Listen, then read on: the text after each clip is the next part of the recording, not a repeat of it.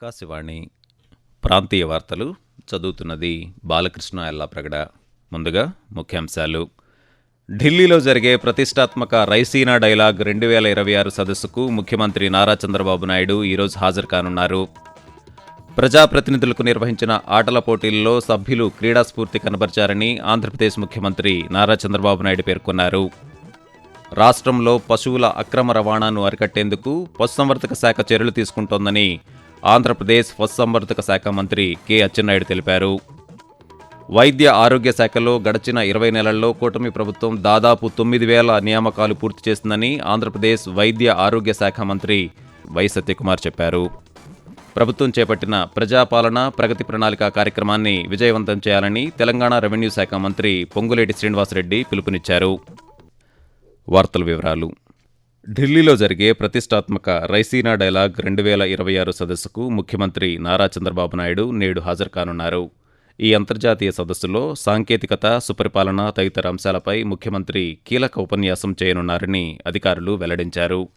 భారత విదేశీ వ్యవహారాల మంత్రిత్వ శాఖ, అబ్జర్వర్ రీసెర్చ్ ఫౌండేషన్ సంయుక్తంగా ఈ ప్రతిష్టాత్మక సదస్సును నిర్వహిస్తున్నట్లు చెప్పారు. ఉదయం విజయవాడ నుంచి బయలుదేరి మధ్యాహ్నం ఢిల్లీ చేరుకుంటారని, అక్కడ జరిగే రైసీనా డైలాగ్ 2026 సదస్సుకు ముఖ్యమంత్రి హాజరవుతారని వెల్లడించారు. ఈ ఏడాది జరిగే 11వ ఎడిషన్ రైసీనా డైలాగ్ సదస్సు సంస్కార, నిశ్చయత, సమన్వయం, పురోగతి అనే థీమ్తో నిర్వహిస్తున్నారు. దేశంలో అభివృద్ధి పథాన నడుస్తున్న రాష్ట్రంగా ఆంధ్రప్రదేశ్లో అమలు చేస్తున్న సుపరిపాలన, డిజిటల్ అంశాలపై ముఖ్యమంత్రి తన ప్రసంగంలో వివరించనున్నారు. ప్రజాప్రతినిధులకు నిర్వహించిన ఆటల పోటీలలో సభ్యులు క్రీడాస్ఫూర్తిని కనబర్చారని ఆంధ్రప్రదేశ్ ముఖ్యమంత్రి నారా చంద్రబాబు నాయుడు పేర్కొన్నారు. శాసనసభ్యులు అసెంబ్లీకే పరిమితం కాకుండా ఆల్రౌండర్లుగా నిలిచారని అన్నారు. విజయవాడలో నిన్న నిర్వహించిన శాసనసభ్యులు, శాసనమండలి సభ్యుల సాంస్కృతిక కార్యక్రమానికి ముఖ్యమంత్రి హాజరయ్యారు. జ్యోతి ప్రజ్వలన చేసి కార్యక్రమాన్ని ప్రారంభించారు.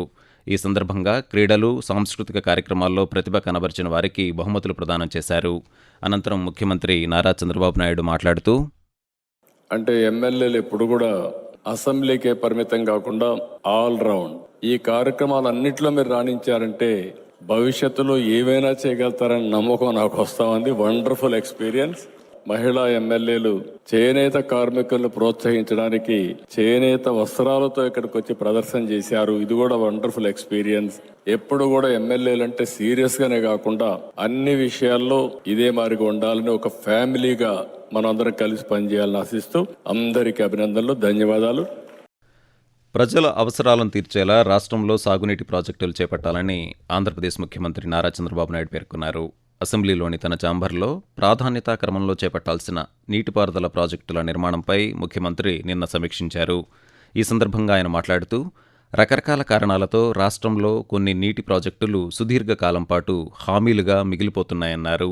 ఉమ్మడి రాష్ట్రంగా ఉన్నప్పుడు శంకుస్థాపనలు చేసిన ప్రాజెక్టులు ఇంకా పూర్తి కాకపోవడం సరికాదని పేర్కొన్నారు. పోలవరం సహా రాయలసీమ, పల్నాడు, ఉత్తరాంధ్ర ప్రాజెక్టులను ఓ క్రమ పద్ధతిలో పూర్తి చేసేలా ప్రణాళికలు సిద్ధం చేసుకోవాలని అధికారులకు సూచించారు. రాష్ట్రంలో పశువుల అక్రమ రవాణాను అరికట్టేందుకు పశుసంవర్ధక శాఖ చర్యలు తీసుకుంటోందని ఆంధ్రప్రదేశ్ పశుసంవర్ధక శాఖ మంత్రి కె అచ్చెన్నాయుడు తెలిపారు. విజయవాడలోని క్యాంపు కార్యాలయంలో పశువుల రవాణా సర్టిఫికెట్ను ఆన్లైన్ ద్వారా జారీ చేసే డిజిటల్ ట్రాన్స్పోర్ట్ సర్టిఫికేట్ జనరేషన్ సిస్టమ్ను మంత్రి నిన్న ప్రారంభించారు. ఈ సందర్భంగా ఆయన మాట్లాడుతూ, ఇకపై పశువులను రవాణా చేయదలిచిన ప్రతి వ్యక్తి సంబంధిత పశుసంవర్ధక శాఖ అసిస్టెంట్ డైరెక్టర్ నుంచి రవాణా ధృవీకరణ పత్రం పొందిన తర్వాత మాత్రమే రవాణా చేయాల్సి ఉంటుందని తెలిపారు. ఈ సర్టిఫికెట్ను పశువుల రవాణా నిబంధనలకు అనుగుణంగా జారీ చేస్తామని మంత్రి వివరించారు. వైద్య ఆరోగ్య శాఖలో గడిచిన 20 నెలల్లో కూటమి ప్రభుత్వం దాదాపు 9,000 నియామకాలు పూర్తి చేస్తుందని ఆంధ్రప్రదేశ్ వైద్య ఆరోగ్య శాఖ మంత్రి వై సత్యకుమార్ తెలిపారు. వీరిలో 2,000 మంది వైద్యులు, 5,800 మంది పారామెడికల్ ఉద్యోగులు, 1,200 మంది ఆశా వర్కర్లు ఉన్నారని వెల్లడించారు. అసంక్రమిత వ్యాధుల నిరోధక చర్యల్లో భాగంగా ప్రాంతీయ ఏరియా ఆసుపత్రుల్లో ప్రత్యేకంగా ఏర్పాటు చేసిన క్లినిక్ల నిర్వహణ అవసరాల కోసం ఎంపిక చేసిన 74 మంది వైద్యులకు విజయవాడలోని డాక్టర్ ఎన్టీఆర్ ఆరోగ్య విజ్ఞాన విశ్వవిద్యాలయంలో మంత్రి నియామక పత్రాలు నిన్న అందజేశారు. ఆకాశవాణి ప్రాంతీయ వార్తలు వింటున్నారు. మండపేట నియోజకవర్గంలోని రోడ్ల పునరుద్ధరణ కోసం కూటమి ప్రభుత్వం చర్యలు ప్రారంభించినట్లు ఆంధ్రప్రదేశ్ రోడ్లు భవనాల శాఖ మంత్రి బీసీ జనార్దన్ రెడ్డి తెలిపారు. శాసనసభలో సభ్యులు అడిగిన ప్రశ్నకు ఆయన నిన్న సమాధానమిస్తూ తాపేశ్వరం వద్ద ద్వారపూడి యానాం రోడ్డులో బైపాస్ నిర్మాణానికి అవసరమైన భూసేకరణ పూర్తయిందని వెల్లడించారు. ఆ ప్రాజెక్టు పనులు బడ్జెట్ లభ్యత ఆధారంగా చేపడతామని చెప్పారు. గత 2 ఏళ్లలో 20,50,00,000 రూపాయలను నియోజకవర్గంలో రోడ్ల మరమ్మతులు, అభివృద్ధి పనుల కోసం మంజూరు చేశామని పేర్కొంటూ 2024, 25, 26 మండపేట నియోజకవర్గంలో పునరుద్ధరణ మరమ్మతుల కోసం 20,50,00,000 మొత్తాన్ని మంజూరు చేయడమైనది. మారేడుబాక గ్రామం మీదుగా మండపేట పట్టణానికి బైపాస్ రూపకల్పన కోసం భూసేకరణ నిమిత్తం ప్రభుత్వం 2017లో 1,85,00,000 మొత్తానికి పరిపాలక మంజూరునిచ్చింది. బడ్జెట్ లభ్యతను బట్టి పనిని చేపడతామని చెప్పి తెలియజేస్తాను అధ్యక్ష. అంతర్జాతీయ మహిళా దినోత్సవాన్ని పురస్కరించుకుని క్రీడల్లో మహిళలను ప్రోత్సహించేందుకు అస్మిత కార్యక్రమంలో భాగంగా రేపు దేశవ్యాప్తంగా 250 ప్రదేశాల్లో అథ్లెటిక్స్ పోటీలు నిర్వహించనున్నారు. కేంద్ర యువజన వ్యవహారాలు, క్రీడా మంత్రిత్వ శాఖ ఆధ్వర్యంలో చేపట్టే ఈ పోటీల్లో 13 ఏళ్లలోపు, 13 నుంచి 18 సంవత్సరాల్లోపు, 18 సంవత్సరాలు పైబడిన వయస్సు గల విభాగాల్లో బాలికలకు, యువతకు, మహిళలకు అథ్లెటిక్స్ పోటీలు జరుగుతాయని అధికారులు వెల్లడించారు. దేశవ్యాప్తంగా 250 ప్రదేశాలలో ఈ పోటీలు నిర్వహించనున్నట్టు తెలిపారు. 2021లో ప్రారంభమైన అస్మితా లీగ్ క్రీడల్లో మహిళల భాగస్వామ్యాన్ని పెంచడమే కాకుండా దేశమంతటా కొత్త ప్రతిభను గుర్తించడానికి వేదికగా ఉపయోగపడుతోందని వెల్లడించారు. అంతర్జాతీయ మహిళా దినోత్సవం రోజున నిర్వహిస్తున్న ఈ పోటీల్లో ఒకే రోజు రికార్డు స్థాయిలో 2,50,000 మంది పాల్గొంటారని అంచనా వేస్తున్నారు. ప్రజలకు సుపరిపాలన అందించాలనే లక్ష్యంతో ప్రభుత్వం ప్రవేశపెట్టిన ప్రజాపాలన ప్రగతి ప్రణాళిక కార్యక్రమాన్ని విజయవంతం చేయాలని తెలంగాణ రెవెన్యూ శాఖ మంత్రి పొంగులేటి శ్రీనివాసరెడ్డి పిలుపునిచ్చారు.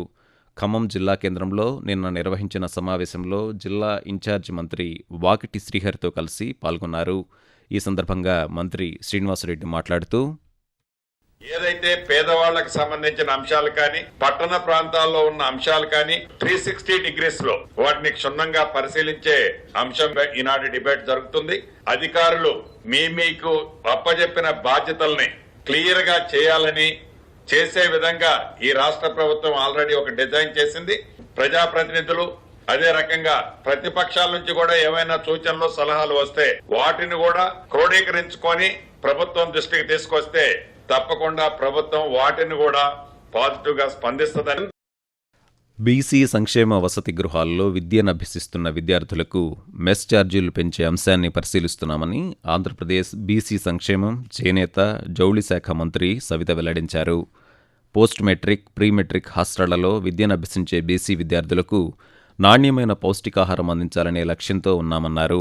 బడ్జెట్ సమావేశాల సందర్భంగా శాసన మండలిలో సభ్యులు నిన్న అడిగిన ప్రశ్నలకు ఆమె సమాధానమిస్తూ బీసీ హాస్టళ్లలో చదివే విద్యార్థులకు నాణ్యమైన ఆహారం అందించాలన్నది ప్రభుత్వ లక్ష్యమన్నారు. ముస్లిం మైనార్టీల అభివృద్ధికి ప్రభుత్వం కృషి చేస్తుందని తెలంగాణ కార్మిక శాఖ మంత్రి వివేక్ వెంకటస్వామి పేర్కొన్నారు. మంచిర్యాల జిల్లా చెన్నూరు పట్టణంలో ఏర్పాటు చేసిన ఇఫ్తార్ విందులో కలెక్టర్ కుమార్ దీపక్తో కలిసి ఆయన నిన్న పాల్గొన్నారు. ఈ సందర్భంగా 50 లక్షల రూపాయల నిధులతో మైనార్టీ ఫంక్షన్ హాల్ భవన నిర్మాణ పనులకు మంత్రి శంకుస్థాపన చేశారు. అనంతరం వివేక్ వెంకటస్వామి మాట్లాడుతూ తెలంగాణ ప్రభుత్వం మైనార్టీలకు అధిక ప్రాధాన్యత ఇస్తున్నట్లు చెప్పారు. ఆకాశవాణి ప్రాంతీయ వార్తలు ముగించే ముందు ముఖ్యాంశాలు మరోసారి. ఢిల్లీలో జరిగే ప్రతిష్టాత్మక రైసీనా డైలాగ్ 2026 సదస్సుకు ముఖ్యమంత్రి చంద్రబాబు నాయుడు ఈరోజు హాజరు కానున్నారు.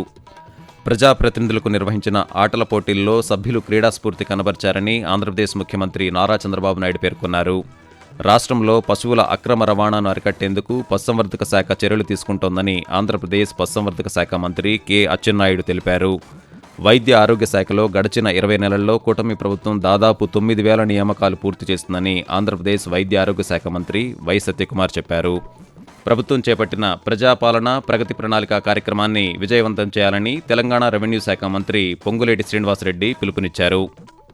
ఆకాశవాణి ప్రాంతీయ వార్తలు ఇంతటితో సమాప్తం.